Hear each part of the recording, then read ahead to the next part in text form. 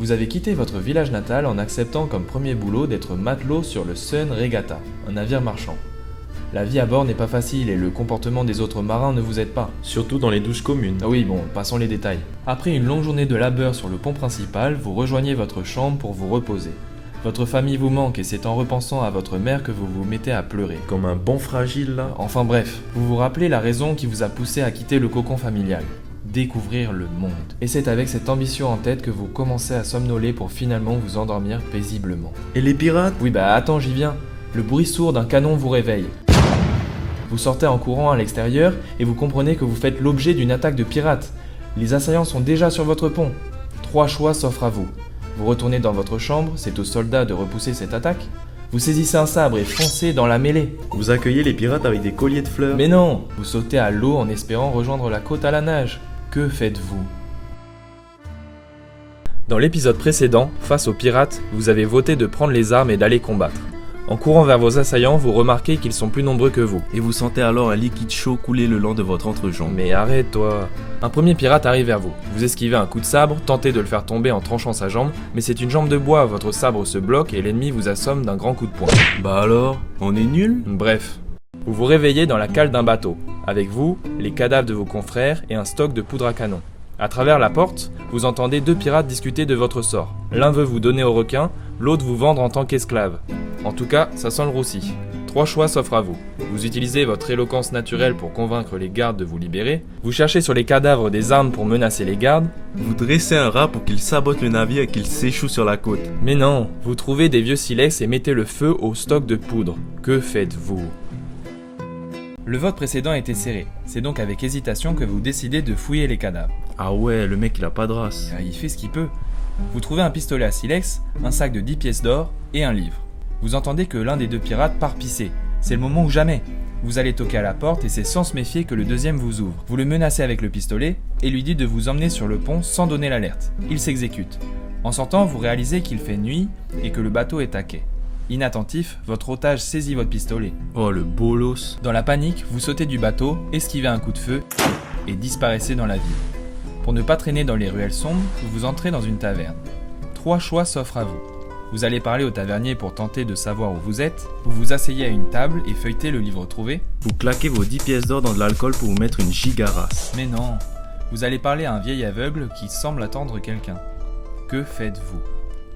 En entrant dans la taverne, c'est le vieil homme que vous décidez d'aller voir. Vous le saluez et vous asseyez à sa table. Aussitôt, il vous attrape la main et vous dit « Je t'attendais, Oscar. » Vous comprenez qu'il y a erreur sur la personne, mais le vieillard ne vous laisse pas l'interrompre. Ton père m'a fait promettre de te donner cette carte avant de mourir.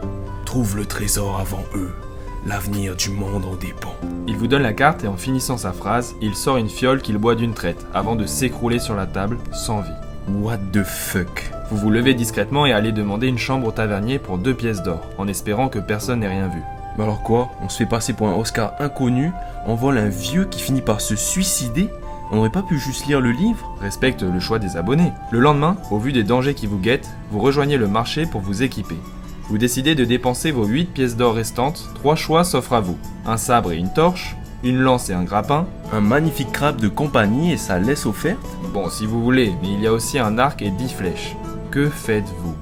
Face au marchand, vous hésitez, mais c'est finalement le crabe de compagnie que vous achetez, et vous décidez de l'appeler Krabi. Non, vous avez enfin voté pour l'un de mes choix? C'est pas trop tôt. Le vendeur vous explique que vous vous trouvez dans la ville portuaire de Porto Rista. Cela vous permet de vous situer sur la carte au trésor que vous a donné le vieil aveugle. Surprise, le trésor à trouver est à l'opposé du continent. En effet, la route va être longue. Très longue. De plus, vous ne connaissez pas ces terres. Traduction, vous êtes paumé. Va donc vous falloir un guide. Et un bon. Vous vous rendez aux portes de la ville où plusieurs guides proposent leurs services. 3 choix s'offrent à vous. Jake, un jeune homme souriant et dynamique qui vous dit bien connaître la région. Clément, un troubadour qui saura vous divertir et qui louera vos aventures. Gwen, une jeune femme qui semble, ma foi, très compétente, avec des atouts non négligeables. Ou sinon, Hilda, triple championne de lancer de tronc et bonne vivante. Que faites-vous? Vous avez voté pour un guide et votre choix s'oriente vers Gwen. Bah alors les abonnés, on a faim? Ils ont bien fait de la choisir, elle connaît la région comme sa poche et accepte d'être payée une fois arrivée. Ce qui vous arrange vu que vous n'avez plus un rang. Il est temps de partir, avec Gwen et Krabi vous marchez plusieurs heures sur une route pavée. Pour gagner du temps, la guide vous conseille de prendre un raccourci par la forêt de Bourbon. Krabi semble apprécier la proposition et cela vous inspire confiance. Vous allez dans la forêt. La nuit commence à tomber, ce qui rend le voyage difficile et vous oblige à vous arrêter. Gwen souhaite allumer un feu et vous envoie chercher du bois. Vous vous éloignez du campement. Seul, dans l'obscurité, vous entendez une brindille craquer. Vous vous retournez et vous retrouvez nez à nez avec 2 loups sauvages. 3 choix s'offrent à vous. Vous fixez les loups et reculez calmement. Vous attrapez une branche et attaquez les loups. Vous vous approchez doucement pour les caresser. Après tout, ce n'est ni plus ni moins que des gros chiens. Vous appelez à l'aide Gwen et Krabi. Que faites-vous? Le danger est imminent, pas le temps de réfléchir. Vous attrapez une branche et frappez l'un des 2 loups. Il couine mais vous ne l'avez pas blessé pour autant. Avec un sabre ou une lance, le coup aurait été fatal. Au lieu de ça, vous avez préféré acheter un crabe. Tu laisses Krabi tranquille. Mais il sert à rien ton crabe. Les 2 loups reculent et disparaissent. Soulagé, vous lâchez votre bâton. Cependant, ce que vous percevez comme une victoire n'est que temporaire. Vous entendez de nombreux hurlements avant d'apercevoir toute une meute courir vers vous. Comme on dit, un loup de perdu, 10 de retrouvé. Ouais, mais là, il y avait 2 loups. 2 loups de perdu, 20 de retrouvés. Vous fuyez en direction du campement et criez à Gwen et Krabi de fuir avec vous. Les loups vous pourchassent. Soudain, votre guide vous fait signe de vous arrêter. Devant vous, un précipice de 20 mètres avec une rivière tout au fond. Vous êtes pris au piège. 3 choix s'offrent à vous. Vous prenez le temps d'escalader la falaise au risque de vous faire mordre. Vous ne réfléchissez pas et sautez dans le précipice pour atterrir dans la rivière. Vous sortez le livre que vous aviez trouvé sur un cadavre et commencez à le feuilleter. C'est peut-être pas le meilleur moment pour faire ça. Le savoir est une arme. Ou sinon, tant pis, vous poussez Gwen à terre pour que les loups se jettent sur elle et vous prenez la fuite. Que faites-vous? Les loups arrivent à toute vitesse. Pour survivre, une décision s'impose à vous. Vous poussez Gwen à terre. La pauvre s'écrase sur le sol avant d'être attaquée par les loups. Pendant ce temps, Krabi et vous prenez la fuite. Attends, on vient de tuer quelqu'un là? Vous jetez un coup d'œil en arrière et voyez Gwen s'extraire péniblement de la meute et se jeter de la falaise pour atterrir dans la rivière. Vous continuez de vous éloigner pour vous mettre à l'abri.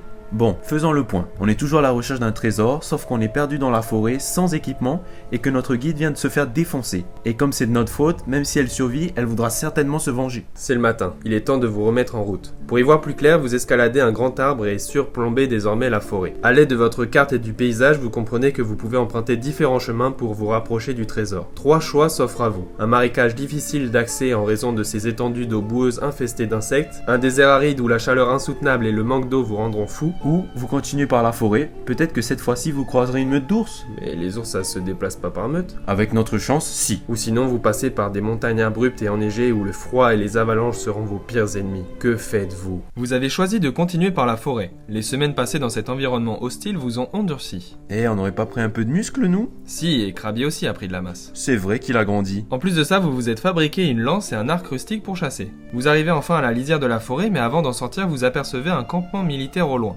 Un soldat pressé se dirige vers vous, entre dans la forêt et s'arrête derrière un arbre. Vous restez discret et vous vous approchez de lui. Il est en train de pisser et ne vous a pas vu. 3 choix s'offrent à vous.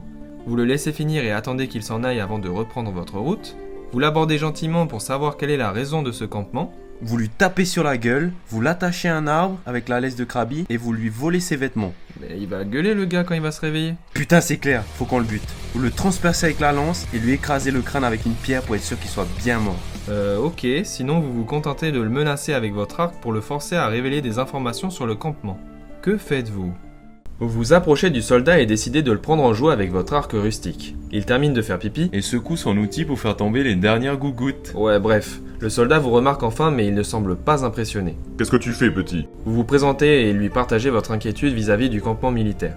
Je comprends donc que tu n'es pas un espion. Baisse cet arc, tu n'as rien à craindre. Je vais te conduire au campement et t'expliquer la situation. Vous acceptez de le suivre en restant sur vos gardes. En sortant de la forêt, le soldat vous explique que l'armée dont il fait partie se bat contre les Drocs, qui contrôlent toute la région et qui vous empêcheront donc de la traverser. Pour aider cette armée à libérer ce territoire, 3 choix s'offrent à vous. Vous devenez éclaireur pour vous aventurer en zone ennemie et rapporter des informations cruciales. Vous rejoignez l'infanterie pour être au cœur des combats lors des prochains affrontements. Vous proposez de mettre à profit vos talents de médecin de guerre. Mais on n'en a aucun. Pas grave, on apprendra sur le tas. Ou sinon vous limitez les risques en devenant cuisinier pour donner de la force aux soldats. Que faites-vous?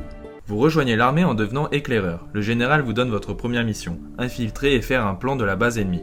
Plusieurs hommes vous accompagneront. Bruce, ancien chasseur de 2 mètres. Pas très discret comme éclaireur. Timothée, petit gringalet au regard fuyant. Mais il a l'air d'avoir 12 ans le mec. Et Malik, leader de l'expédition. Ah, lui il est badass. On vous donne une tenue d'éclaireur, une dague, une arbalète de poing et des provisions. Tartare de bœuf sur son lit de petits légumes sautés. Ouais, c'est plutôt un mélange de vieilles pâtées et d'épinards. Vous vous mettez en route après la tombée de la nuit. L'expédition se passe sans encombre jusqu'à ce que Malik vous fasse signe de vous arrêter. Une escouade de 5 soldats Drocs arrive vers votre groupe. 3 choix s'offrent à vous. Vous vous cachez en attendant que la patrouille passe, ce n'est pas votre mission de les attaquer. Vous installez des pièges à ours de Bruce sur la route. On effraie les gardes en imitant le bruit d'un troupeau d'hippopotames. Mais comment on imite ça? Bah comme ça. Tu le fais super bien. Merci. Ou sinon, au signal de Malik, vous leur tirez dessus avec vos arbalètes. Que faites-vous? Les soldats Drok arrivent vers votre groupe. Au signal de Malik, vous leur tirez dessus avec vos arbalètes de poing. Votre main moite vous empêche de bien viser et vous tirez à côté. Mais c'est pas possible. On s'est carrément entraîné au tir. Au tir à l'arc. Pourquoi on n'a pas gardé notre arc alors? Parce qu'il était tout pourri. Mais au moins on touchait nos cibles. C'est vrai. Heureusement, vos camarades atteignent les leurs. Eh bah alors, faut ouvrir les yeux pour tirer, bonhomme, haha. S'exclame Bruce. Malik vous demande de vous ressaisir. Vous continuez à marcher dans l'obscurité quelques minutes et apercevez enfin la base ennemie dont vous devez faire un plan. Il vous faut donc vous y infiltrer. 3 choix s'offrent à vous. Vous attendez la relève de la garde pour escalader la muraille. Vous repérez une bouche d'égout et décidez de l'emprunter. On fait confiance à Krabi. Hein? On le laisse passer par les grilles de la herse, se balader dans la base et revenir avec toutes les infos dont on a besoin. Mais t'es au courant qu'il parle pas ton crabe? Il nous dessinera le plan dans le sable avec un bout de bois. Ok, ou sinon on enfile les armures des drogues qu'on vient de tuer et on se fait passer pour eux. Que faites-vous? Vous avez choisi de faire confiance à Krabi pour partir explorer la base ennemie. Il traverse les grilles de la herse, disparaît de longues minutes et revient enfin avec un objet brillant, un trousseau de clés. Je savais qu'il trouverait les clés de la forteresse. Non, toi t'avais dit qu'il en dessinerait un plan. Je vois pas de quoi tu parles. En tout cas, ces clés vous aident à rentrer dans la base sans vous faire repérer. Malik ordonne de constituer 2 binômes, lui et Bruce d'un côté, et vous et Timothée de l'autre. Oh non, Skoltine le gringalet. En évitant les gardes, vous cartographiez pièce par pièce l'intégralité de la base. Focalisé sur votre mission, vous oubliez la présence de Timothée qui se met soudainement à crier de toutes ses forces. Il y a des intrus dans la base! Il vous a trahi. L'alarme retentit. 3 choix s'offrent à vous. Vous foncez sur Timothée pour le plaquer au sol et le faire taire. C'est vous qui avez les clés, alors vous courez retrouver Malik et Bruce pour leur permettre de s'échapper avec vous. On se prépare à affronter tous les gardes qui oseraient nous défier. Ou sinon, vous empruntez le chemin par lequel vous êtes arrivé et fuyez seul. Que faites-vous? Timothée vous a trahi, les gardes ne vont pas tarder. Ah le bâtard. Vous décidez de retrouver Malik et Bruce pour leur permettre de s'échapper avec vous. Le traître essaie de vous empêcher de quitter la salle, mais vous l'esquivez sans difficulté. Vous courez dans les couloirs et entendez des lames s'entrechoquer. Vous vous rapprochez du bruit et apercevez vos équipiers. Ils sont pris au piège, entourés par plusieurs gardes. Allez, c'est le moment de leur prouver ce qu'on vaut. Les ennemis ne vous ont pas vu, alors vous profitez de cet avantage et en poignardez un. Les autres se retournent vers vous et cette diversion permet à Malik et Bruce de les achever. Vous prenez la fuite ensemble, mais au moment de franchir la porte de sortie, un soldat massif avec 2 épées vous barre la route. Malik le reconnaît, c'est Klaus, l'un des meilleurs combattants Drok. 3 choix s'offrent à vous. Vous sortez votre arbalète de poing et tentez de lui décocher un carreau en pleine tête. Vous courez et sautez sur Klaus en lui plantant votre dague dans la carotide. Vous tentez de le déstabiliser en insultant sa maman. Ou sinon, vous lui placez un bon coup de pied dans les parties intimes pour le sonner et ensuite l'attaquer à 3 plus facilement. Que faites-vous? Vous décidez de déstabiliser Klaus qui vous barre la route en insultant sa maman. Un truc du style, ta mère est tellement grosse qu'il y a un décalage horaire entre ses 2 fesses. Il ne semble pas particulièrement vexé. En même temps, Malik vous explique qu'il est sourd. Ah putain. Avec ses 2 épées, Klaus court vers vous et s'apprête à vous trancher la tête. Bruce bloque le coup. Fuyez, je vais essayer de le retenir. Il se jette sur Klaus et le fait tomber, mais se prend un coup d'épée mortel en retour. Malik vous tire vers la sortie. Vous prenez la fuite dans les bois et rejoignez le campement. Vous donnez les plans de la base Drok au général et lui expliquez que Timothée était un traître et que Bruce est mort. Pour vous remercier, le général vous propose plusieurs cadeaux. 3 choix s'offrent à vous. Une bourse de 100 pièces d'or, un âne robuste qui vous transportera, vous et vos affaires. Nous en réalité, ce qu'on voudrait serait plus une petite maison sur la côte. Rien d'ostentatoire. 10 chambres, 5 salles de bain, une piscine. Juste un endroit calme où on pourrait se reposer après avoir trouvé le trésor. On peut toujours le tenter. Mais sinon, ce qu'il nous propose aussi, c'est un bouclier de très bonne facture. Que faites-vous? Grâce au succès de votre mission, l'armée balaye la base des Drok, ce qui vous permet désormais de traverser la région sans danger. Pour vous remercier, le général vous offre une bourse de 100 pièces d'or. Vous repartez donc, avec Krabi, en direction du trésor que vous convoitez. Après avoir marché toute une journée, vous décidez d'installer votre campement sur un grand rocher. Alors que la nuit tombe, vous allumez un feu. Mais y a un truc qui nous monte sur la jambe là. Ça doit être Krabi qui souhaite s'installer sur votre épaule. Bah non, Krabi est juste en face de nous. Ah! Vous jetez un coup d'œil à votre jambe et remarquez une fourmi géante qui vous mord. On l'écrase direct. Vous regardez aux alentours et comprenez que c'est désormais toute une colonie de fourmis qui est en train de recouvrir votre rocher pour vous attaquer. 3 choix s'offrent à vous. Vous repoussez les fourmis avec un bout de bois enflammé. Vous jetez vos provisions de nourriture à terre et en profitez pour prendre la fuite. Vous tentez d'hypnotiser les fourmis en faisant une petite danse. Ou sinon, vous vous enfermez dans votre sac de couchage et criez au secours. Que faites-vous? Face aux fourmis mangeuses d'hommes, vous décidez de faire une petite danse pour tenter de les hypnotiser. C'est donc sans surprise qu'elles vous grimpent dessus et vous dévorent. Attends un peu. Sais-tu de quelle espèce de fourmis il s'agit? Ce sont des Formicidae parva mentula. Et alors? Ces fourmis se repèrent uniquement grâce à la peur de leur proie. Or, on n'a pas l'air apeuré avec notre petite danse. Mais t'as raison, elle rebrousse chemin. C'était moins une. Parfois, on se met en danger inutilement. Je ne comprends pas pourquoi. Vous trouvez un autre endroit pour passer la nuit. Le lendemain, après avoir marché plusieurs heures en direction du trésor, vous arrivez à un campement de nomades. 3 choix s'offrent à vous. Vous essayez de sympathiser avec 3 d'entre eux en goûtant l'une de leurs spécialités. Vous rentrez dans la caravane d'une voyante pour connaître votre avenir. Vous montez sur un baril et comptez vos aventures pour impressionner les nomades et en tirer quelques pièces. Ou alors, vous repérez un groupe de 3 jolies jeunes femmes et tentez une approche. Bah alors? Que faites-vous ? En arrivant dans le campement de nomades, vous repérez 3 jolies jeunes femmes que vous accostez. Elles vous plaisent bien, alors vous tentez de les séduire. Et vous êtes ridicule. Pourtant, ça se passe bien. Elles rigolent à toutes vos blagues et vous invitent même à les rejoindre dans leur caravane. On dirait bien que c'est notre jour de chance. Elles vous installent sur un divan et vous servent une tasse de thé, dont vous prenez une gorgée. Soudainement, tout devient flou et vous perdez connaissance. Et merde, on s'est fait avoir. Vous vous réveillez attaché dans une cave, dépouillé de votre argent, de vos armes et surtout de la carte au trésor. 4 silhouettes sortent de l'ombre, les 3 mêmes jeunes femmes et une 4e que vous reconnaissez. Mais c'est Gwen, la guide qu'on a laissé crever pour s'enfuir face au loup. Cette dernière semble vouloir se venger. 3 choix s'offrent à vous. Vous gardez votre sang-froid et lui demandez ce qu'elle attend de vous. Vous lui demandez pardon et lui implorez de vous relâcher. Vous continuez à jouer les séducteurs du style « Je vois le genre, une cave, un beau jeune homme enchaîné et 4 femmes exquises. Ça me plaît bien. » Ou sinon, vous simulez un malaise et faites semblant de convulser. Que faites-vous ?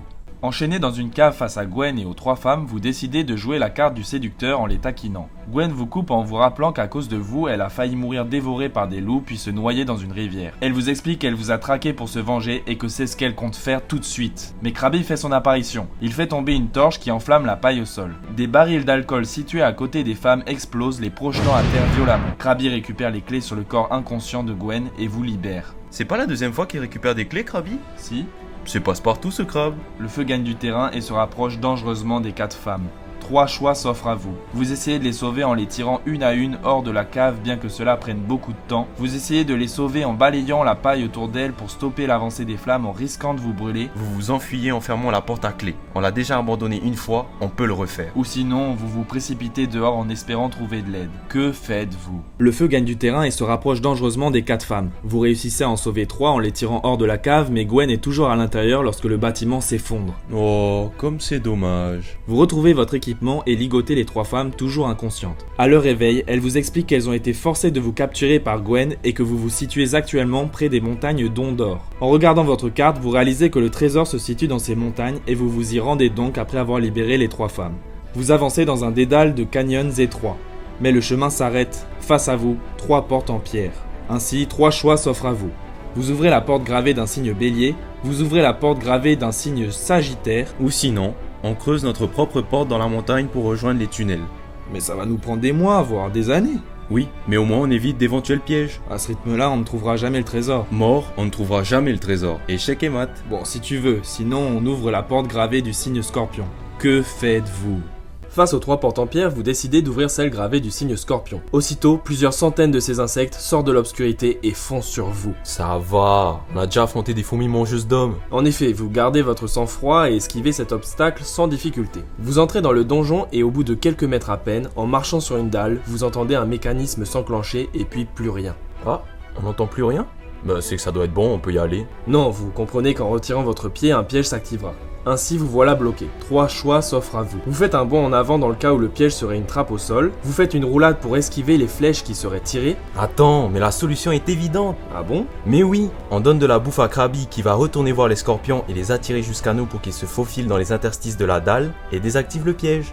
Ou sinon, vous partez en sprintant dans le cas où les murs commenceraient à se rapprocher pour vous écraser. Que faites-vous ? Vous êtes toujours coincé sur votre dalle piégée et avez décidé de faire confiance à Krabby une fois de plus pour vous libérer. Vous lui donnez de la nourriture pour attirer les scorpions et qu'il désactive le piège. Mais évidemment, ces derniers n'en ont rien à faire et commencent à vous grimper dessus. En vous agitant pour les faire tomber, vous activez le mécanisme et l'entrée du donjon s'effondre. Bon, maintenant on est bloqué, mais au moins on n'est pas mort. Vous avancez dans des couloirs étroits, entrez dans une pièce sombre et tombez sur une fresque murale représentant des humains autour d'un crabe géant. Au même moment, provenant d'un autre couloir, vous apercevez une lueur de torche et entendez plusieurs hommes arriver. 3 choix s'offrent à vous. Vous vous cachez derrière un pilier, vous les attaquez à l'épée. On retourne chercher les scorpions et on les positionne dans un drap au-dessus de la porte pour qu'ils leur tombent dessus. Bon, si tu tiens vraiment à retourner voir ces sales bêtes. Ou sinon, on ne bouge pas et on s'annonce en présentant Krabby. car d'après la fresque, il pourrait s'agir d'une secte de fanatiques du crabe. Que faites-vous? À l'arrivée d'une patrouille d'hommes armés d'épées et de torches, vous brandissez Krabi en espérant qu'il fasse partie d'une secte de fanatiques du crabe et qu'il vous épargne. Mais à mesure qu'il s'approche, Krabi se débat de plus en plus, vous pince, tombe au sol et s'enfuit. C'est la première fois qu'il ne respecte pas l'un de vos plans. Non, mais ça doit être sa crise d'adolescence. Il fait son petit rebelle.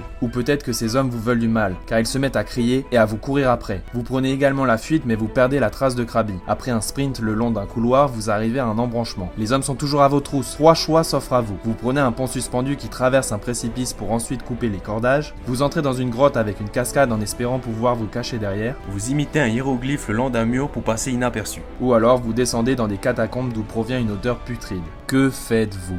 Poursuivi par une patrouille d'hommes, vous décidez d'emprunter un pont suspendu pour ensuite couper les cordages. Mais les planches sur lesquelles vous courez sont pourries, l'une d'elles se casse et votre cheville se bloque. Les hommes à vos trousses arrivent au niveau du pont et coupent les cordages. Mais c'était notre plan ça, bande de voleurs. Le pont lâche et se heurte à la falaise de l'autre côté. Par chance, vous apercevez une petite cavité sur la paroi, vous vous y glissez et rampez quelques mètres avant d'atterrir dans une fosse remplie de carcasses de crabes. Aucun d'eux ne semble vivant, mais vous percevez du mouvement. Des gros rats profitent du festin. Mais pourquoi y a-t-il autant de carcasses de crabes? En tout cas, il vous faut sortir d'ici. 3 choix s'offrent à vous. Vous essayez d'escalader la paroi bien que cela semble difficile. Vous explorez la fosse à la recherche de Krabi en espérant qu'il soit toujours vivant. Vous suivez les rats et tentez de gagner leur confiance. Ou sinon, vous criez à l'aide quitte à retomber sur vos agresseurs. Que faites-vous? Vous explorez la fosse à la recherche de Krabi. Malheureusement, vous avez beau fouiller dans les carcasses de crabes, vous ne trouvez pas votre compagnon. Soudainement, vous entendez 2 hommes arriver en haut de la fosse. Par réflexe, vous vous cachez dans les crabes morts. Les hommes s'approchent pour jeter d'autres carcasses dans la fosse lorsqu'un rat vous mord le mollet. Votre gémissement alerte les hommes qui décident de descendre à l'aide d'une corde pour vous rechercher. Note pour plus tard, chassez ces saletés de rats. Ce n'est plus qu'une question de secondes avant qu'ils vous trouvent. 3 choix s'offrent à vous. Vous restez immobile et vous préparez au combat. Vous vous relevez et foncez escalader la paroi à l'aide de leurs cordes. Vous attrapez le rat qui vous a mordu pour qu'il queen et qu'une horde de rats débarque. Mais on aura juste plus d'ennemis. Sauf que nous, on est cachés. Ils les attaqueront d'abord. Ou sinon, vous sortez de votre cachette et expliquez votre situation aux hommes. Peut-être qu'ils ne vous veulent pas de mal après tout. Que faites-vous? C'est une question de secondes avant que les 2 hommes vous trouvent. Vous pourriez continuer à fuir et vous cacher, mais c'en est trop, il est temps de se battre. Vous restez immobile dans les carcasses de crabes jusqu'à ce que le premier arrive à votre hauteur et vous lui sautez dessus. Surpris, il tombe au sol et vous vous apprêtez à lui trancher la gorge lorsque son équipier arrive par derrière pour vous fracasser le crâne. Et quoi, on est mort? Non, juste assommé. Ah ok, ça aurait été un peu nul comme fin. Vous reprenez connaissance, ligoté à une chaise. Un homme qui semble être le chef du groupe s'avance vers vous et vous dit fermement. Nous sommes les gardiens de ce donjon. Qu'êtes-vous venu chercher ici? 3 choix s'offrent à vous. Vous répondez honnêtement que vous êtes venu chercher un trésor et lui montrer votre carte. Vous gardez le silence et le regardez avec défiance. Vous foncez vers lui en sautant avec votre chaise pour lui rentrer dedans, le désarmer et vous libérer. T'es vraiment sûr de toi là? Mais oui, on a toutes les chances de notre côté. Ok, ou sinon vous lui mentez et lui racontez que vous n'êtes qu'un marchand qui s'est perdu. Que faites-vous? Ligoté face au chef des gardiens du donjon, vous expliquez que vous êtes venu chercher un trésor et lui montrer votre carte. Il vous répond que vous êtes au bon endroit mais qu'il n'y a aucun trésor ici. Il vous détachera si vous acceptez de quitter le donjon. Évidemment, vous ne le croyez pas, s'il y a des gardiens, c'est qu'il y a quelque chose à garder. Et puis, on doit encore sauver Krabi. Vous acceptez sa proposition mais lui demandez de passer la nuit dans leur camp avant de partir. Il acquiesce et vous détache. Pendant que tout le monde dort, vous prenez la fuite dans les souterrains. Après des heures de marche, vous apercevez Krabi bloqué dans une cage. Soulagé, vous vous empressez de le rejoindre pour le libérer, mais une personne armée vous barre la route. Quelqu'un que vous reconnaissez malgré ses brûlures. Gwen, elle est tombée d'une falaise à brûler dans une maison par notre faute. Elle est mortelle ou quoi? Elle vous fonce dessus pour vous tuer. 3 choix s'offrent à vous. Vous essayez de la raisonner et lui expliquer qu'il y a un malentendu. Vous engagez le combat en vous assurant de la tuer cette fois-ci. Vous lui faites une fausse déclaration d'amour pour la déstabiliser. Mais tu ne vois pas qu'elle va nous poignarder? L'amour rend aveugle. Ou sinon, vous fuyez quitte à retomber sur les gardiens. Que faites-vous? Gwen vous fonce dessus pour vous tuer et vous êtes décidé à riposter. Fort de vos nombreux combats, vous esquivez ses coups avant de la désarmer et de la projeter au sol. Vous êtes sur le point de l'achever lorsqu'elle se met à sangloter. Elle vous supplie de l'épargner et vous promet qu'elle fera tout ce que vous voudrez. Déjà, ce qu'on voudrait, c'est qu'elle arrête de nous poursuivre pour se venger, même si elle a des bonnes raisons. Vous n'avez encore jamais tué quelqu'un et vous êtes sensible à ses pleurs. Alors, plutôt que de lui ôter la vie tout de suite, vous la ligotez et la faites avancer devant vous au cas où il y aurait des pièges. Le destin décidera de son sort. Lorsque vous libérez enfin Krabi, il vous indique un chemin caché. Peut-être qu'il a trouvé le trésor de son côté? N'ayant pas d'autre piste, vous le suivez et découvrez une grotte vide avec une porte gigantesque. Pour y accéder, il vous faudra traverser un lac entouré d'ossements. 3 choix s'offrent à vous. Vous traversez le lac à la nage jusqu'à la porte, vous détachez Gwen et la poussez à l'eau pour vous assurer qu'il n'y a aucun danger avant de le traverser. Vous vous prenez tous dans les bras et vous faites demi-tour pour rentrer chez vous. Hein? Après tout ce qu'on a vécu? Le vrai trésor, c'est peut-être juste le chemin parcouru et les personnes rencontrées. Ou sinon, vous escaladez la paroi de la grotte pour ne pas avoir à vous mouiller. Que faites-vous? Face au lac entouré d'ossements, vous décidez de détacher Gwen et de la pousser à l'eau pour vous assurer qu'il n'y a aucun danger. Lorsqu'elle atterrit dans l'eau, elle se met à crier. Mince, si ça se trouve, c'est de l'acide. Non, c'est simplement de l'eau glacée. En tout cas, il ne lui arrive rien, ce qui vous conforte pour traverser le lac à la nage. Une fois arrivé de l'autre côté, vous êtes face à une porte gigantesque qu'il vous faudra ouvrir pour accéder au trésor. Vous l'inspectez scrupuleusement. Des symboles anciens y sont gravés et ils semblent vous mettre en garde contre un danger imminent. Faites très attention quand vous ouvrirez la porte. 3 choix s'offrent à vous. Vous demandez à Gwen de pousser la porte pour vous assurer qu'il n'y a aucun piège. Vous retournez au lac pour fouiller les cadavres qui l'entourent et tenter de trouver des informations ou une clé. Vous utilisez un mot de commande. C'est-à-dire? Un truc à dire pour l'ouvrir. Ouais, mais quoi? Sésame, ouvre-toi. Ou sinon, puisque c'est Krabi qui vous a amené dans cette grotte, vous lui demandez de vous montrer comment ouvrir la porte. Que faites-vous?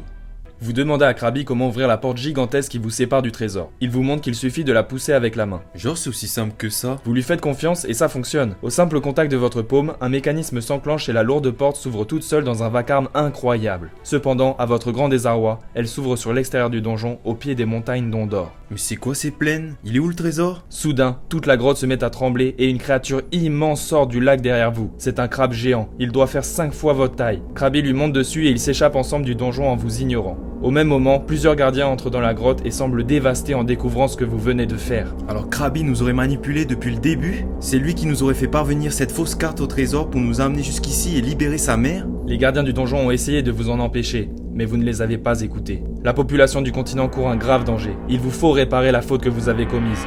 Que faites-vous? Par votre faute, un crabe géant a pu s'échapper du donjon avec Krabi. Vous êtes décidé à les rattraper, mais les gardiens du donjon vous arrêtent pour vous expliquer la gravité de la situation. Ces derniers gardaient enfermé ce monstre infernal depuis des siècles pour protéger la population du continent. Beaucoup se sont sacrifiés pour mener à bien cette mission. C'est sûrement eux les ossements autour du lac. Ils ont même attrapé et tué les bébés crabes du monstre qu'ils jetaient ensuite dans une fosse. Ah oui, on y est passé aussi. Mais un bébé crabe a réussi à s'échapper il y a quelque temps, et voilà ce qui est arrivé. Ils n'ont jamais réussi à tuer ce monstre, mais peut-être qu'en mettant en commun toutes les ressources du continent, ce sera possible.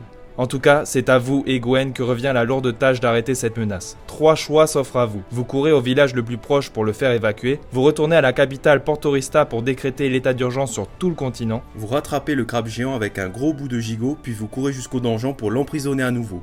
Ou sinon, vous retournez voir l'armée dans laquelle vous avez servi pour trouver des renforts. Que faites-vous? Après les explications des gardiens, vous ne perdez pas une seconde pour pister le crabe géant et Krabi, ce qui n'est pas si compliqué vu la taille de l'animal. Vous le rattrapez alors qu'il arrive à un village. Vous bandissez votre dernière ration de gigot pour capter son attention et ça fonctionne, il s'agit désormais de l'attirer vers le donjon d'où il vient. Mais il est trop rapide et il vous saute dessus, en un coup de pince, il vous assomme. C'est 1 heure plus tard que Gwen, qui s'était cachée, vous réveille. C'est peut-être grâce à Krabi que le monstre nous a épargnés. Devant vous, le village autrefois lieu de vie n'est plus qu'un paysage de destruction témoignant d'une tragédie dévastatrice. Le crabe géant a disparu. Quelques survivants blessés par ce dernier viennent vous trouver pour vous demander de l'aide. Gwen se chargera d'eux tandis que vous secourez d'autres habitants. 3 choix s'offrent à vous. Vous rentrez dans une maison en feu pour évacuer d'éventuels survivants. Vous aidez un homme coincé sous une poutre qui se vide de son sang. Vous aidez un chat à descendre d'un arbre. Il y a peut-être d'autres priorités, non? Une vie, c'est une vie. Ou sinon, vous essayez de trouver des renforts aux alentours du village. Que faites-vous? Beaucoup de villageois sont morts lors du passage du crabe géant, mais certains peuvent encore être sauvés. Vous savez que vous n'y parviendrez pas seul, alors vous courez hors du village à la recherche de renforts. La chance est de votre côté et vous finissez par trouver des bûcherons dans une forêt voisine et leur expliquer la situation. En revenant au village, certains font une chaîne humaine entre le puits et la maison en feu pour éteindre les flammes, et d'autres s'occupent de libérer l'homme coincé sous une poutre. Et le chat bloqué dans l'arbre? Il est descendu tout seul. Ah, super. Avec toutes ces pertes, les hommes du village ont soif de vengeance et commencent à former une milice. Le temps presse avant qu'une autre catastrophe arrive. 3 choix s'offrent à vous. Vous rejoignez la milice des villageois pour traquer le crabe géant, vous essayez de les raisonner en leur proposant de rejoindre l'armée avant d'attaquer le monstre pour maximiser leurs chances. Vous restez avec les femmes et les enfants pour reconstruire le village. Et vous occupez du chat, bien sûr. Ou sinon, grâce à Gwen la guide, vous foncez à la capitale Portorista pour alerter tout le continent. Que faites-vous? Vous avez décidé de rejoindre les villageois pour traquer le crabe géant. Malheureusement, après quelques heures de marche, les traces s'arrêtent sur une plage. Le monstre a disparu dans l'océan. Les villageois soulagés se félicitent de l'avoir fait fuir, mais la réalité est tout autre, et vous vous en rendez compte lorsque le crabe géant refait surface pour couler un bateau de ravitaillement. À partir de ce jour, il est devenu hors d'atteinte et surgit de manière imprévisible dans les villes côtières en détruisant tout sur son passage, avant de disparaître à nouveau dans l'océan. Durant cette période de crise, vous avez participé à l'évacuation de plusieurs villes et au sauvetage de nombreux navires. Le Conseil royal remarque vos actes héroïques et vous convoque. On vous explique que l'armée royale est occupée à contenir la menace des drogues et que c'est à vous d'éliminer le monstre. Tout ce que vous demanderez vous sera accordé pour élaborer votre plan d'attaque. 3 choix s'offrent à vous. Vous embarquez sur un baleinier armé de harpons géants pour le combattre en pleine mer, vous attirez le crabe dans une arène avec un troupeau de vaches puis vous le bombardez avec des canons. Vous dressez 10 orques pour qu'ils fassent le boulot à votre place et défoncent le crabe. Ou sinon vous triangulez la position de son nid grâce à ses attaques précédentes pour aller l'affronter avec une petite équipe de commandos. Que faites-vous? Afin de tuer le crabe géant, la stratégie que vous avez choisi de présenter au Conseil Royal ne manque pas d'originalité. Vous avez décidé de dresser 10 orques. Ce plan ne semble pas les convaincre, mais vous argumentez. Il n'y aura aucune perte humaine, les coûts seront réduits. Et les chances de réussite sont de 100%. Bon non, quand même pas. Mais vous semblez sûr de vous, alors ils acceptent de vous aider. Ils vous indiquent une région glaciale avec des orques où Gwen saura vous guider et vous présente également Oscar, qui est dresseur pour l'armée. Oscar? Ce nom me dit quelque chose. C'est à lui qu'était destinée la carte au trésor que vous avez donnée le vieil aveugle. Gwen, Oscar et vous rejoignez alors la calotte glaciaire à pied et la traversez pour atteindre la plage aux orques. Alors que vous marchez, un amas de neige se dérobe soudainement sous vos pieds et vous tombez au fond d'une crevasse. Pour sortir de cette faille, 3 choix s'offrent à vous. Vous essayez d'escalader la paroi, vous criez à l'aide pour que Gwen et Oscar vous jettent une corde. Vous creusez dans la glace jusqu'à atteindre l'eau, vous attirez une otarie avec de la bouffe, vous l'agrippez et dans la panique, elle voudra remonter à la surface. Ou sinon, vous avancez dans la faille en espérant trouver une sortie. Que faites-vous? Coincé au fond d'une crevasse, vous décidez de creuser jusqu'à atteindre l'eau. Les otaries que vous pouviez voir à travers la glace sont désormais accessibles, alors vous plongez et en saisissez une. Dans la panique, ces dernières nagent à toute vitesse dans l'eau glacée avant d'en sortir en sautant sur la banquise. Aussitôt, Gwen et Oscar arrivent en courant. Vous êtes sur le point de relâcher l'otarie lorsque le dresseur vous explique qu'elle ferait un excellent appât pour capturer les orques dont vous avez besoin. Vous attachez donc l'otarie et... Oh, la pauvre. Vous attachez donc l'otarie et continuez à marcher vers la plage aux orques. Malheureusement, une tempête de neige arrive sur vous. Vous avez juste le temps de monter une toile de tente pour vous mettre à l'abri et attacher l'otarie à l'extérieur. Alors que la tempête sévit, vous entendez des grognements au loin. Vous ouvrez la tente et voyez un ours blanc qui veut dévorer votre otarie. 3 choix s'offrent à vous. Vous fuyez dans la tempête au risque de mourir de froid. Vous restez au chaud dans la tente en abandonnant l'otarie et en espérant que l'ours vous laisse tranquille. Vous sortez tous et dansez en criant pour faire fuir la bête. Ou sinon, vous prenez les armes et courez sur l'ours pour l'abattre. Que faites-vous? Alors que l'ours blanc approche de votre otarie dans la tempête, vous décidez de sortir et de danser pour l'effrayer. Oscar, qui est dresseur, vous conseille de monter sur ses épaules pour vous grandir en continuant d'agiter les bras. L'ours s'éloigne dans la tempête, mais reste au loin pour vous observer. Oscar vous explique que la bête attendra une opportunité pour attaquer de nouveau. Vous retournez dans la tente et racontez toutes vos aventures à Oscar. Il semble troublé en comprenant que la carte au trésor qui vous a conduit à libérer le crabe géant lui était initialement destinée. Son père a été tué par les drogues en protégeant cette carte et son vieil oncle aveugle s'est donné la mort pour ne pas être torturé. Les drogues voulaient sûrement le trésor pour financer leur conquête. La tempête se calme enfin. Il vous faut vous remettre en marche tout en faisant attention à l'ours blanc qui vous suivra. Vous êtes presque rendu à la plage aux orques. Pour y accéder, 3 choix s'offrent à vous.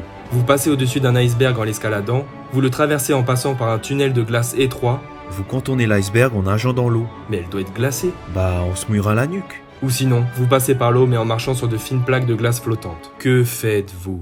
Pour atteindre la plage aux orques, vous avez décidé de gravir l'iceberg. Gwen, la guide, vous donne d'excellents conseils d'escalade. Cela vous permet non seulement de franchir cet obstacle, mais en plus d'emporter l'otarie avec vous. L'ours blanc qui vous traque décide quant à lui de faire un détour en passant par l'eau glaciale. Il est têtu cet ours. Après ce long périple, vous arrivez enfin à la plage aux orques. Mais il n'y a pas d'orques. Effectivement, mais Oscar le dresseur vous explique qu'il lui faudra de la nourriture pour les attirer puis pour les dresser en les récompensant.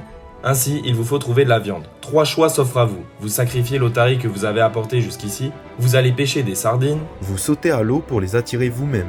Mais c'est super dangereux. Au moins, on n'aura pas besoin de trouver de la viande. Mais comment on les récompensera pour le dressage? Bah, avec des petites caresses. Ou sinon, vous attendez que l'ours blanc vous rejoigne pour tenter de l'abattre. Que faites-vous? Vous êtes un aventurier qui avait été manipulé pour libérer une créature destructrice. Pour la tuer et réparer votre erreur, vous êtes allé trouver des orques que vous avez dressés grâce à des sardines. Alors elle n'aura servi à rien l'otarie qu'on s'est trimballée? Il faut croire que vous avez eu pitié d'elle. Du coup, on la relâche dans l'eau avec les orques ou sur terre avec l'ours blanc? Peu importe, vous avez une mission plus importante à accomplir. Vous retournez à Porto Rista en marchant le long du rivage pour que les orques puissent vous suivre. Avant de vous rendre au conseil royal qui se tiendra le soir même pour annoncer le succès de votre mission, vous avez du temps à tuer. 3 choix s'offrent à vous. Vous allez aider les pêcheurs victimes des attaques du crabe géant, vous vous reposez à l'auberge car un combat décisif aura bientôt lieu. Vous emmenez Gwen, la guide, manger au restaurant. Et pourquoi pas Oscar, le dresseur? Bah, il doit s'occuper des orques. Et puis, seul avec elle, ce sera l'occasion de régler nos conflits passés. Et peut-être même de se rapprocher. Se rapprocher? Oui, tu m'as compris. Ou sinon, vous retournez voir le marchand qui vous avait vendu Krabi pour savoir où il l'avait trouvé. Que faites-vous?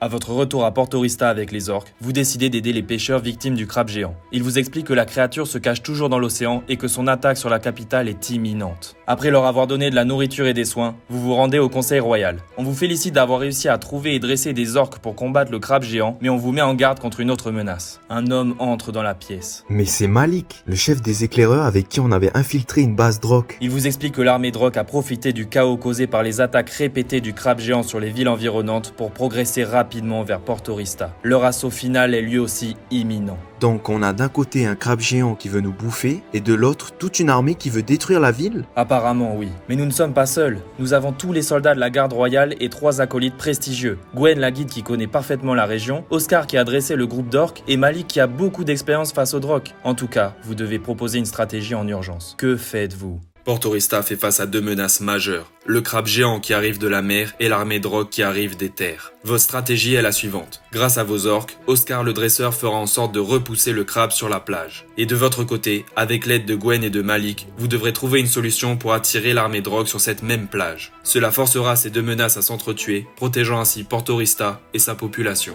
Il vous reste néanmoins à déterminer comment conduire les Drok sur cette plage. 3 choix s'offrent à vous. Vous faites pression sur un seul flanc de l'armée avec la garde royale et des archers. Vous attirez les Drok sur la plage en prétendant d'avoir oublié de protéger cette partie de la muraille. Avec l'aide de tous les villageois, vous construisez un crabe géant en bois. Ensuite, vous vous planquez dedans en poussant des grognements pour faire fuir l'armée Drok vers la plage où le vrai crabe géant les attendra. J'ai nommé ce plan le crabe de Troie. Ou sinon vous simulez une retraite stratégique avec vos troupes depuis la terre vers la plage pour attirer l'ennemi. Que faites-vous? Vous construisez un crabe géant en bois et vous vous cachez dedans pour faire fuir l'armée Drok vers la plage où le vrai crabe géant les surprendra. Par contre, ils viennent vers nous là. Effectivement, les Drok ne tombent pas dans votre piège et foncent sur vous. Vous n'avez pas d'autre choix que de devenir un appât pour les attirer vous-même sur la plage. Et ça fonctionne. Vous êtes une cible facile, alors ils vous prennent en chasse. En arrivant sur la plage, vous sentez le sol qui se met à trembler, comme si le vrai crabe géant allait surgir de l'océan d'une minute à l'autre. Les Drok et le crabe vont donc bien s'entretuer selon votre plan, mais vous devez vite vous extirper de cette situation critique. 3 choix s'offrent à vous. Vous vous rendez au Drok et tenterez de fuir au moment où le crabe géant les attaquera. Vous foncez dans l'eau et nagez vers le large en espérant qu'Oscar vous récupère avec l'un de ses orques. Vous sortez de la structure en bois et creusez dans le sable pour vous y cacher. Ou sinon vous courez jusqu'à la muraille de Portorista en criant qu'on vous jette une corde. Que faites-vous? Alors que l'armée Drok vous poursuit sur la plage, vous prenez la fuite en direction de la muraille en criant qu'on vous jette une corde. Les gardes s'exécutent et vous commencez à monter. Quand soudain, vous recevez une flèche Drok dans le bras. Ah, ce n'était pas prévu ça. Impossible pour vous de continuer à grimper, alors c'est aux gardes de vous hisser difficilement. Avant d'atteindre le haut de la muraille, vous constatez que votre sacrifice n'a pas été vain. Le crabe géant sort de l'eau comme prévu et s'abat sur les Drok. C'est une véritable boucherie. Par contre, c'est normal que la douleur de notre blessure se propage dans tout le bras? 3 choix s'offrent à vous. Vous continuez à diriger la garde royale malgré votre blessure, vous allez soigner votre plaie et vous reposer. Vous retournez sur le champ de bataille pour trouver Krabi. Mais ce serait du suicide. Il faut sauver le soldat Krabi. Ou sinon, vous faites un rapport de la situation au conseil royal et attendez leurs directives. Que faites-vous? Malgré la flèche Drok plantée dans votre bras et la douleur qui s'en dégage, vous décidez de retourner sur le champ de bataille pour retrouver Krabi. Du haut de la muraille, vous êtes soulagé de l'apercevoir sur le dos de sa maman. Par contre, vous remarquez qu'il mesure désormais 1 mètre de large. La maman aussi a grandi à force de bouffer les habitants des villages alentours. Vous vous apprêtez à redescendre de la muraille avec la corde quand votre vision se trouble et vous tombez soudainement dans les pommes. Vous vous réveillez le lendemain et apprenez qu'une partie des Drok a été vaincue, que l'autre a fui et que le crabe géant et Krabi sont retournés se cacher dans la mer. Un médecin vous explique que la flèche Drok vous a empoisonné et que votre situation est critique. 3 choix s'offrent à vous. Vous acceptez qu'on vous coupe le bras pour arrêter la propagation du poison. Vous vous rendez chez les Drok pour voler un antidote. Ce sont nos anticorps qui se chargeront de ça. En effet, les lymphocytes B vont repérer les agents pathogènes et les éliminer en un rien de temps.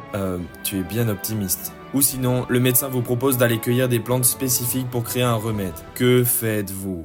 Vous venez d'apprendre que vous êtes empoisonné mortellement et vous avez choisi d'aller voler un antidote chez les Drok. C'est extrêmement risqué, mais vous n'avez plus rien à perdre. Pourtant, la première fois qu'on est allé chez les Drok, ça s'est bien passé, je trouve. Je te rappelle que ce n'était qu'une petite base et que Bruce s'était fait tuer. En plus, là il faut se rendre à la forteresse Drok principale. Malik, le chef des éclaireurs, vous accompagnera. Avant de partir, vous dites au revoir à Oscar, qui prendra soin des orques en votre absence, et à Gwen, la guide, qui, émue, vous fait un baiser sur la joue.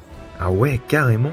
En vrai, sinon on reste, hein. Non mais on va mourir si on reste. Ah oui, c'est vrai. Elle vous explique qu'il y a plusieurs chemins pour accéder à la forteresse Drok. 3 choix s'offrent à vous. Vous passez par les plaines, faciles d'accès mais particulièrement surveillées par l'ennemi. Vous passez par des marécages infestés d'insectes et de sangsues. Vous passez par les airs. J'ai entendu dire que des savants de la ville avaient mis au point un ballon dirigeable. Mais c'est sûr au moins ton truc? Bah, ils ont dit qu'ils avaient besoin de cobayes.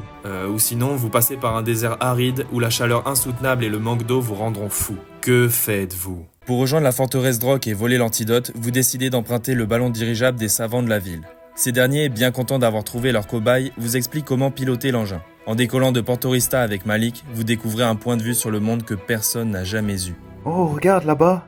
C'est le village qu'on avait sauvé. La vue est imprenable, mais la douleur du poison dans votre bras vous ramène à votre objectif. Au bout de quelques heures, la nuit tombe et vous apercevez la forteresse Droc au loin. Malheureusement, en voulant actionner le levier pour amorcer votre descente, celui-ci casse et le ballon dirigeable fonce tout droit sur le château. Vous risquez de vous faire prendre si vous continuez. 3 choix s'offrent à vous. Vous attendez de passer au-dessus d'une rivière et vous sautez dedans. Vous faites un trou dans le ballon en espérant descendre petit à petit. Vous attirez des oiseaux et vous les dressez pour qu'ils saisissent le ballon dirigeable avec leur bec et vous amènent au sol. Ou sinon, vous vous résignez à continuer tout droit en direction de la forteresse. Que faites-vous?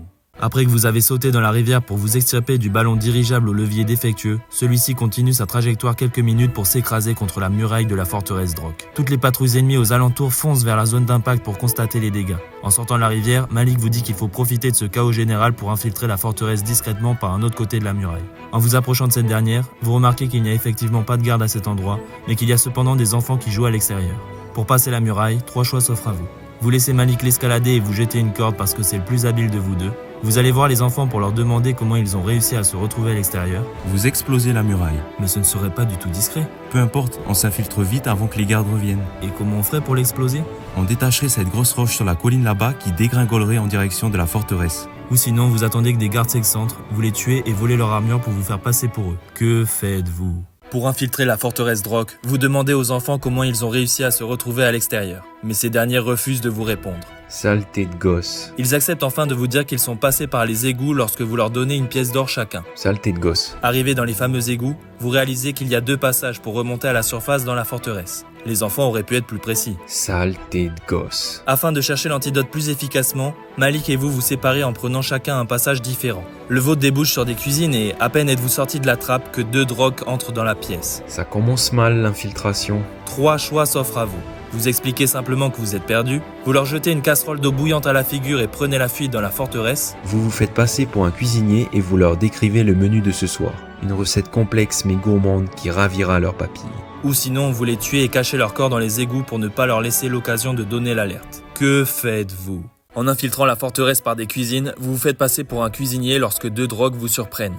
Alors que vous leur présentez le menu de ce soir, ils vous coupent dans votre envolée lyrique pour vous dire qu'ils sont eux-mêmes cuisiniers et qu'ils ne vous croient pas. Ah, dommage. On était crédibles pourtant. Ils vous demandent par où vous êtes entré, vous leur indiquez une porte en bois, ils attrapent des couteaux. Mais qu'est-ce qu'ils ont encore? Ils vous expliquent que cette porte donne sur la réserve et que vous leur mentez. Ah, pas de bol. Inutile de continuer à vous enfoncer dans votre mensonge. Vous leur sautez dessus en esquivant leur couteau, en assommez un et plaquez l'autre au sol en le menaçant de le tuer s'il ne vous donne pas l'emplacement de l'antidote du poison qui coule dans vos veines. Il vous répond qu'il a quelques idées de lieu. 3 choix s'offrent à vous. L'infirmerie, le laboratoire... Moi j'ai une idée aussi. Vas-y. Vous allez au centre de tir à l'arc. Mais pourquoi on irait là-bas pour trouver l'antidote? Bah parce qu'on s'est fait empoisonner par une flèche. Ou sinon, les quartiers hautement sécurisés de l'empereur Droc. Que faites-vous? Vous attachez et bâillonnez les 2 cuisiniers que vous jetez dans les égouts et rejoignez l'entrée des quartiers hautement sécurisés de l'empereur Droc pour chercher l'antidote. Mais il n'y a aucun garde devant cette porte. C'est une opportunité que vous vous devez de saisir, alors vous foncez à l'intérieur. Ah ouais, en plus elle n'est même pas fermée à clé. Malheureusement, vous arrivez dans un couloir sombre où quelqu'un vous attend. Et si on faisait demi-tour? 2 gardes sortent de l'ombre dans votre dos et verrouillent la porte. Ah, c'était donc un piège. En même temps, je me disais bien que c'était un peu facile. Vous vous retournez vers l'homme mystérieux. Mais c'est Timothée, l'éclaireur qui nous avait trahis. Oui, et à son accoutrement, on dirait qu'il a gravi les échelons entre-temps. Il vous reconnaît aussi et fronce les sourcils. 3 choix s'offrent à vous. Vous lui dites honnêtement que vous êtes venu voler un antidote pour sauver votre peau. Vous lui racontez que vous êtes venu proposer une trêve à l'empereur Droc. Vous appelez au secours Malik. Mais ça donnerait encore plus l'alerte. De toute façon, elle est complètement ratée cette infiltration. Ou sinon vous dégainez votre épée pour venger la mort de Bruce qui avait été tué suite à la trahison de Timothée. Que faites-vous? Au lieu d'expliquer que vous avez infiltré la forteresse pour trouver l'antidote, vous mentez à Timothée et aux 2 gardes Droc en leur disant que vous êtes venu proposer une trêve à leur empereur. Timothée accepte de vous emmener le voir en vous ayant désarmé. Après que vous avez exposé ce même mensonge à l'empereur, celui-ci vous répond sans hésiter qu'il refuse la trêve et ordonne qu'on vous exécute. Ah mince. Timothée dégaine son épée pour vous trancher la tête quand Malik explose une fenêtre, balance des fumigènes et fonce sur les 2 gardes. Vous faites face à Timothée qui cherche désormais à protéger l'empereur. 3 choix s'offrent à vous. Vous prêtez main forte à Malik pour neutraliser les 2 gardes, vous sautez sur Timothée pour le désarmer et le tuer, Vous prenez la fuite en sautant par la fenêtre. mais on doit être au 5e étage. Alors comment Malik est entré lui? Il a dû escalader le bâtiment. Bon bah on utilisera les rideaux comme parachute. Ou sinon, vous saisissez un bout de verre brisé et vous contournez Timothée pour prendre l'empereur en otage. Que faites-vous? Timothée vous fait face. Vous êtes désarmé car votre épée est dans sa main, mais vous êtes fou de rage à cause de sa trahison puis du piège qu'il vous a tendu, alors vous lui sautez quand même dessus. Il tente de vous asséner un coup, mais vous l'esquivez. Pendant ce temps, Malik, qui a terrassé l'un des 2 gardes, vous jette une arme que vous attrapez pour trancher la tête de Timothée. C'est notre premier meurtre. Il le méritait. Oh non, regarde Malik. Ce dernier est venu à bout du 2e garde, mais il n'a rien pu faire contre l'empereur, qui le tient désormais en otage. Une dizaine de gardes arrivent dans la pièce. L'empereur remarque votre infection mortelle au bras. Avec un sourire sadique, il dit aux gardes d'attendre. 3 choix s'offrent à vous. Il tend une fiole d'antidote et vous laissera partir avec, mais exécutera Malik. 2e proposition, il vous laissera partir avec Malik, mais sans l'antidote, et vous succomberez de votre blessure tôt ou tard. Vous tentez de lui faire croire que la forteresse est remplie d'explosifs et que s'il ne vous laisse pas partir avec l'antidote et Malik, tout explosera. Tu es sûr de toi ? Non, mais on tente le tout pour le tout. Ou sinon, vous jetez votre épée sur l'empereur pour le tuer et vous ferez face aux 10 gardes avec Malik. Que faites-vous? L'empereur, qui a toujours Malik en otage, réfute votre mensonge en disant que si vous aviez effectivement installé des explosifs autour de la forteresse, vous n'auriez pas attendu aussi longtemps pour leur dire. Il ordonne donc aux gardes de vous saisir. Une fois de plus, notre bluff tombe à l'eau. Dans un dernier élan de courage, Malik repousse la lame de l'empereur en se tranchant les mains et fonce sur les gardes pour vous laisser le temps de fuir par la fenêtre. En escaladant la façade extérieure du bâtiment, vous entendez les derniers cris de douleur de Malik. En repassant par le même chemin qu'à l'aller, vous réussissez à vous échapper de la forteresse. Conclusion, Malik est mort, vous n'avez pas récupéré l'antidote et vous avez raté une occasion de tuer l'empereur Drock. Bah super. 3 choix s'offrent à vous. Vous reprenez vos forces dans la forêt et faites le point. Vous retournez à Portorista à pied malgré la distance. Vous retournez chercher l'antidote dans la forteresse Drock. Mais parce que si à 2 et en forme on a raté, tu crois que seul et exténué on va réussir? C'est notre seule chance de survie. Ou sinon, vous retournez voir les gardiens du crabe géant. Peut-être auront-ils des remèdes anciens et des informations sur la position du crabe qu'il vous faut arrêter. Que faites-vous? Vous avez décidé de retourner chercher l'antidote dans la forteresse Drock. Lors de la dernière tentative, Malik et vous aviez fait cracher votre ballon dirigeable sur la forteresse, vous étiez infiltré, mais vous étiez heurté à l'empereur Drock avant de vous enfuir. Résultat, pas d'antidote et la mort de votre frère d'armes. Cette fois, rien ne sera laissé au hasard. On retourne dans les égouts sous la forteresse et on observe longuement les gardes. Au moment de la relève de minuit, on sort furtivement par une plaque d'égout, on en assomme un, on le ligote et on vole son armure et son casque pour le remplacer. Il n'y a plus qu'à attendre d'être proche de l'empereur et de voler l'antidote. Oui, mais pas de chance. Un supérieur vient vous demander quel sera votre prochain poste de garde. Que faites-vous? Vous bluffez que vous êtes nouveau et que vous attendez les ordres. Vous répondez que vous intégrerez la garde rapprochée de l'empereur. Vous lui dites que les postes de garde doivent rester secrets parce qu'il y a eu une infiltration récemment. Mais c'est vrai au moins? Non, j'en sais rien. Ou sinon, vous répondez que vous rejoindrez la muraille. Que faites-vous? Lorsque le supérieur vient vous demander quel sera votre prochain poste de garde, vous lui répondez que vous allez intégrer la garde rapprochée du roi. Il rigole et vous tend un seau et une brosse en vous disant « Ouais, c'est ça. Et moi, je suis l'empereur. Allez, va récurer les chiottes de toute la forteresse. » Vous vous exécutez malgré les moqueries des autres gardes, mais vous avez un plan. Ce seau et cette brosse sont votre porte d'entrée pour les quartiers de l'empereur. Vous rejoignez ses toilettes et attendez toute la journée qu'il arrive. Vous l'entendez enfin approcher avec 2 gardes qui se postent à l'entrée des toilettes. Lorsqu'il entre sans escorte, vous le surinez aussitôt de coups de poignard en étouffant ses cris avec votre main. Malik est vengé et vous trouvez l'antidote dans sa poche. Il vous faut désormais quitter ces toilettes. 3 choix s'offrent à vous. Vous sortez par la fenêtre et escaladez la façade du bâtiment. Vous vous déguisez en l'empereur et sortez des toilettes en essuyant votre visage avec une serviette pour le couvrir. On s'enfuit par le trou des chiottes. Ok. Ou sinon vous sortez et combattez les 2 gardes. Que faites-vous?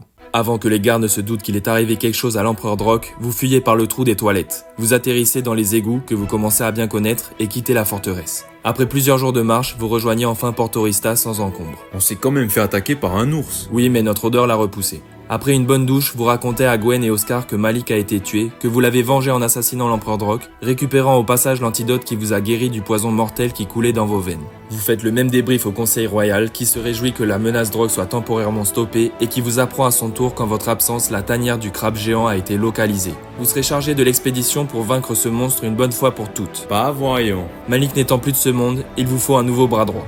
3 choix s'offrent à vous. Hippolyte, stratège retraité de l'armée. Astrid, aventurière et cartographe. Pietra, inventrice qui a notamment mis au point notre ballon dirigeable. Celui qui s'est craché. C'était un prototype. Ou sinon, Jérôme, artificier spécialiste des explosifs. Que faites-vous ? Vous rejoignez la tanière du crabe géant avec votre nouveau bras droit Jérôme, artificier spécialiste des explosifs. 20 soldats d'élite armés jusqu'aux dents vous accompagnent pour transporter un lourd chargement d'explosifs. C'est qu'il va falloir une sacrée explosion pour tuer ce monstre. Vous descendez dans la tanière obscure avec vos torches, mais un lac souterrain vous barre la route. Vous revenez donc plus tard avec des radeaux bricolés à partir de branches de la forêt voisine sur lesquelles vous chargez les explosifs. Mais arrivé au milieu du lac, des petits crabes sortent de l'eau par milliers pour recouvrir vos embarcations et vous attaquer. C'est la panique générale. Les soldats sautent à l'eau avec leurs torches, ce qui vous plonge dans le noir complet. Des hurlements de peur et de douleur résonnent dans toute la grotte. 3 choix s'offrent à vous. Vous continuez de ramer pour sauver les explosifs, vous aidez les soldats à remonter sur les radeaux et leur dites de se ressaisir. On allume des bâtons de dynamite pour s'éclairer. Mais t'es complètement fou. Attends, j'ai pas fini. On les balance dans l'eau pour produire des ondes de choc qui feront fuir les crabes. Et nos hommes dans l'eau ? Bah, on en a plein des hommes. Ou sinon, vous sautez vous aussi à l'eau et nagez vers le rivage pour sauver votre peau. Que faites-vous ? Alors que les crabes attaquent vos soldats par milliers sur les radeaux, vous décidez de continuer à ramer avec Jérôme l'artificier pour finir de traverser le lac en sauvant les explosifs. Seule une dizaine de soldats sur la vingtaine initiale échappent à cette attaque et vous rejoignent sur le rivage. Et comme on dit, 10 de perdus, 10 de perdus. Allez, on continue. En effet, les autres étant condamnés, vous décidez de laisser les radeaux sur place pour le retour et de vous enfoncer dans les profondeurs de la tanière du crabe géant. Après un quart d'heure de marche, vous faites face à un gigantesque gouffre vertical sombre dans lequel il vous faudra descendre avec les explosifs. Jérôme vous met en garde qu'au moindre impact, ces derniers exploseront. 3 choix s'offrent à vous. Vous répartissez les explosifs entre vous tous et descendez le long d'une corde. Vous faites d'abord descendre le chargement d'explosifs à l'aide d'une corde. Vous retournez chercher un radeau que vous enflammez avant de le jeter dans le gouffre pour voir ce qu'il y a au fond. Pas très discret comme approche. Ou sinon vous descendez d'abord seul en éclaireur pour décider en ayant plus d'informations. Que faites-vous ? Pour franchir le gigantesque gouffre vertical, vous répartissez les explosifs entre vous et descendez le long d'une corde. Avec ce chargement et l'obscurité, la descente en rappel est tellement difficile qu'un des 10 soldats restants glisse et tombe. En heurtant le sol, ces explosifs se déclenchent, illuminant et résonnant dans tout le gouffre. Le souffle de l'explosion est si fort qu'un autre soldat lâche la corde, créant une seconde explosion dans la foulée. Allez, jamais 203. Non, heureusement, les autres soldats et vous tenez bon et finissez de rejoindre le fond du gouffre. Vous êtes désormais à quelques centaines de mètres sous la surface, mais le moral de vos troupes est encore plus bas. Certains parlent même d'abandonner. Il vous faut les remotiver. 3 choix s'offrent à vous. Vous leur rappelez qu'ils effectuent cette mission pour leur patrie et leur famille. Vous leur promettez qu'ils seront couverts d'or. On leur dit qu'après une telle mission, les femmes de Porto Rista tomberont dans leurs bras de héros. Ou sinon, vous menacez de dénoncer les déserteurs qui seront exécutés. Que faites-vous ? Afin de remotiver vos troupes, vous leur rappelez qu'ils effectuent cette traque du crabe géant pour leur patrie et leur famille. 2 soldats, bien que patriotes, décident de déserter parce qu'au vu des dernières épreuves, cette mission leur semble perdue d'avance. Ils n'ont peut-être pas tort en vrai. Tu oublies que c'est nous qui avons libéré ce crabe géant et causé toute cette destruction sur le continent, et donc que c'est à nous de stopper cette menace au plus vite. Oui. Heureusement, les autres soldats sont touchés par votre discours et souhaitent poursuivre.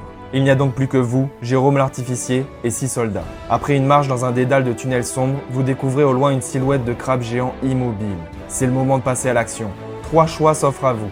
Vous attaquez la créature de front en lui lançant les explosifs. Vous installez les explosifs pour ensuite l'attirer de sorte à faire s'écrouler le tunnel sur elle. Vous faites tirer les soldats à la courte paille pour en envoyer un en éclaireur. On vient juste de les remotiver et tu veux déjà en sacrifier un ? Bah ils sont là pour ça hein. Ou sinon, vous vous cachez et observez les mouvements de la créature de loin. Que faites-vous ? En apercevant la silhouette du crabe géant, vous avez décidé de vous cacher et d'observer ses mouvements. Ou plutôt son immobilité, parce que là ça fait 1 heure qu'on attend et il a toujours pas bougé. Il est mort ou quoi ? Pour en avoir le cœur net, vous sortez de votre cachette avec vos hommes pour vous approcher discrètement. En réalité, il ne s'agissait ni du crabe géant, ni de son cadavre, mais d'une mue. Jérôme vous fait remarquer qu'elle serait parfaite pour tendre un piège, car elle permettrait de dissimuler les explosifs visuellement, mais également de couvrir l'odeur de la poudre.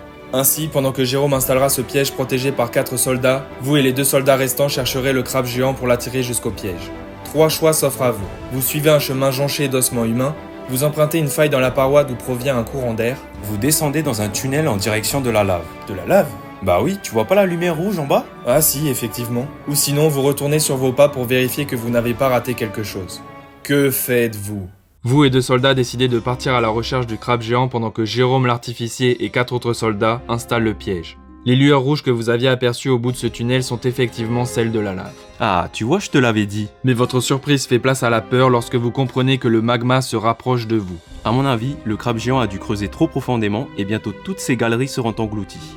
Cette situation risque de compromettre votre mission, donc vous devez avertir Jérôme et ses hommes.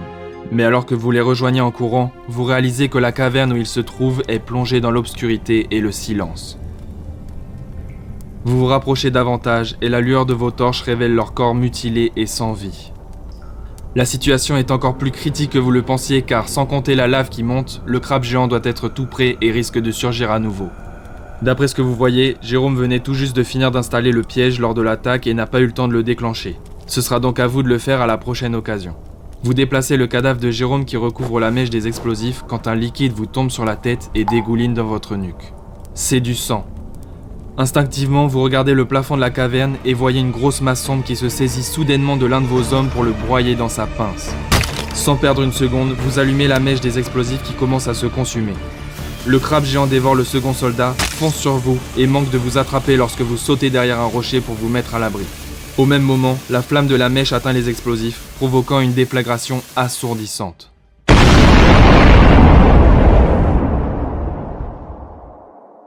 Lorsque la terre s'arrête de trembler, vous réalisez que la faille d'où provenait le courant d'air s'est élargie, et qu'elle semble mener vers la surface. L'explosion a également accéléré la montée de la lave, si bien qu'elle n'est plus qu'à quelques mètres de vous.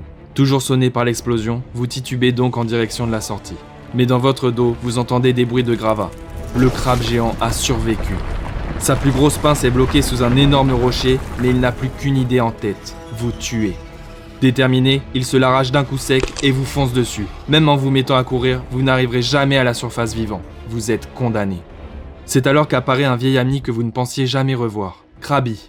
Le petit crabe que vous aviez adopté et qui vous avait trahi pour libérer sa maman est devenu imposant. Et s'il l'a naturellement aidé par le passé, il ne supporterait pas qu'elle s'en prenne à vous.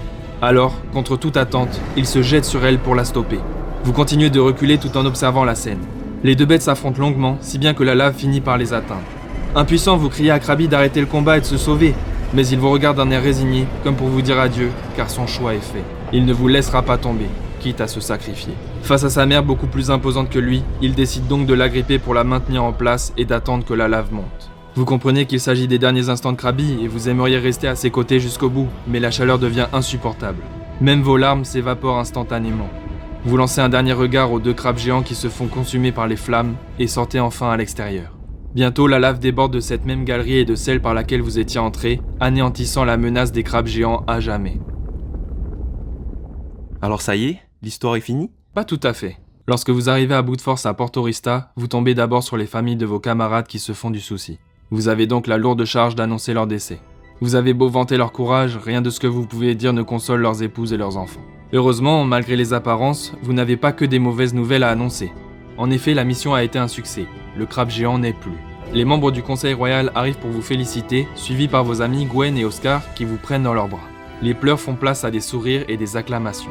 Et si en cet instant vous êtes fiers de vous, vous savez aussi que sans votre ami Krabi, cette mission aurait été un échec et toutes ces morts auraient été vaines.